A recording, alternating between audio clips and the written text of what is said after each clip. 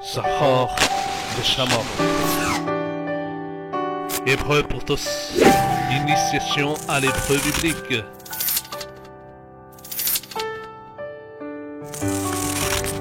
Une émission présentée par Menjato Av Ezrahi. Shalom. Bienvenue dans cette nouvelle émission qui s'intitule Hébreu pour tous. Oui, effectivement, cette émission s'adresse à tous et à toutes, croyants ou pas, religieux ou non, juifs, musulmans, chrétiens, pratiquants, athées, agnostiques, vous êtes tous les bienvenus dans cette émission. Notre programme se portera sur 3 axes différents. On commencera déjà par apprendre l'hébreu biblique. Ensuite, on fera des études approfondies sur la Torah. Et enfin, on terminera par l'étude ou bien l'analyse des textes dites messianiques. Sur ce, je vous souhaite tout simplement une très bonne écoute. Nous allons commencer d'abord par faire un petit rappel des éléments de base de l'hébreu biblique. Il faut remarquer que ces éléments basiques sont valables dans l'hébreu biblique que dans l'hébreu moderne. Et donc, commençons par l'alphabet hébreu. L'hébreu appartient à la famille de langues dites sémitiques. Généralement, ils se lisent tous de droite à gauche comme l'arabe, l'araméen, l'hébreu. Ensuite, l'alphabet hébraïque est composé de 22 consonnes. Il n'y a pas de voyelles. Et enfin, les formes de caractères héritent un peu de ce qu'on appelle les hiéroglyphes égyptiens ou d'autres formes de représentation cunéiformes, tout simplement pictogrammes. Voici maintenant les noms des lettres hébraïques. La première lettre s'écrit, comme vous le voyez à l'écran, Aleph. Ensuite, la deuxième lettre, remarquez bien comment on l'écrit, Bet.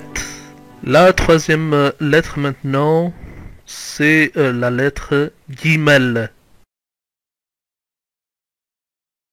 Vient maintenant la quatrième lettre, Dalet. La cinquième lettre se nomme tout simplement He. La sixième lettre, Vav. Septième lettre, Zain. Maintenant, la lettre suivante, Chet. Neuvième lettre de l'alphabet hébreu, Tet. La 10e lettre, la plus petite de l'alphabet hébreu, c'est la lettre Yod.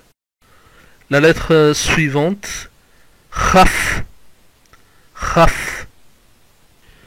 La 12e lettre de l'alphabet hébreu, Lamed.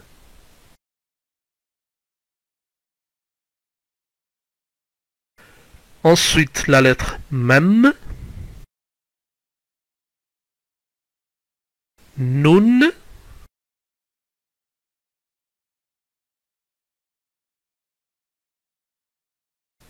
Samer. Ain.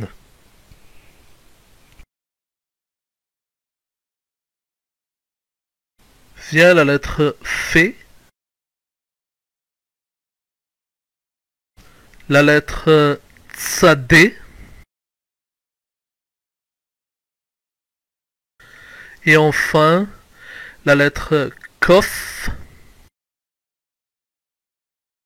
suivie par la lettre Resh,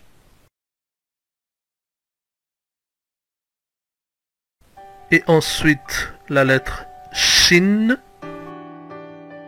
et finalement la dernière lettre de l'alphabet hébraïque, la lettre Tav. Voyons maintenant les correspondances de ces lettres en alphabet latin. Comme il s'agit de consonnes, la lettre Aleph n'a pas de correspondance en alphabet latin. Mais quand il est vocalisé, on peut avoir une vocalisation A, O, I, E, OU. Ensuite, la lettre Bet, on peut avoir deux façons différentes de prononcer. V comme Versailles B comme Bastille. La lettre guimel a pour correspondance la lettre G, dur, G comme Gaulle. Vient la lettre suivante, la quatrième lettre Dalet, donc c'est un D comme Deauville.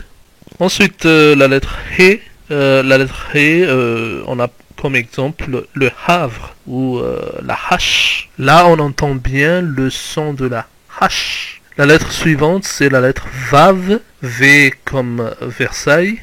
Elle peut se prononcer aussi comme étant une voyelle O ou OU. Mais en général c'est une consonne, donc elle se comporte comme une consonne. La lettre suivante, la lettre Zain, Z comme 0. La lettre Het n'a pas d'équivalence en français non plus. Elle peut se prononcer comme un J espagnol, Julio, ou un CH allemand, Bach, Sébastien Bach. La lettre Tête, comme T, T comme tête.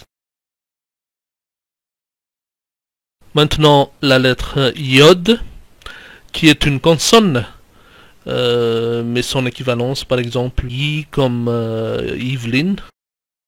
Ensuite, la lettre Raf, qui a deux prononciations distinctes. Raf comme la lettre Ret et la lettre K comme kilo. La lettre suivante, c'est la lettre Lamed, L comme Loire, par exemple. La lettre Mem, M comme Marseille. La lettre Nun, N comme Nanterre. La lettre Samer, S comme Soleil, par exemple. La lettre Ein, qui n'a pas d'équivalence en français non plus, mais qui peut se prononcer avec les différentes voyelles. La lettre suivante, c'est la lettre F, qui a deux formes de prononciation. F comme France, P comme Paris. La lettre Tzadé, qui n'a pas d'équivalence en français, c'est un Ts.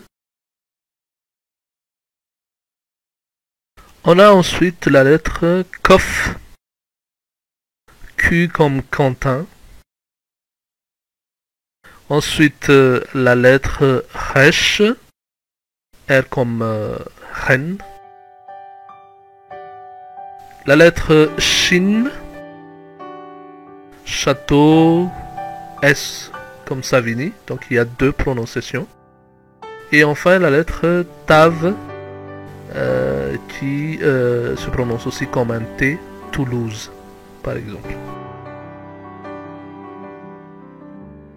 Merci d'avoir eu la patience de suivre cette première émission. Je vous donne rendez-vous pour la prochaine fois.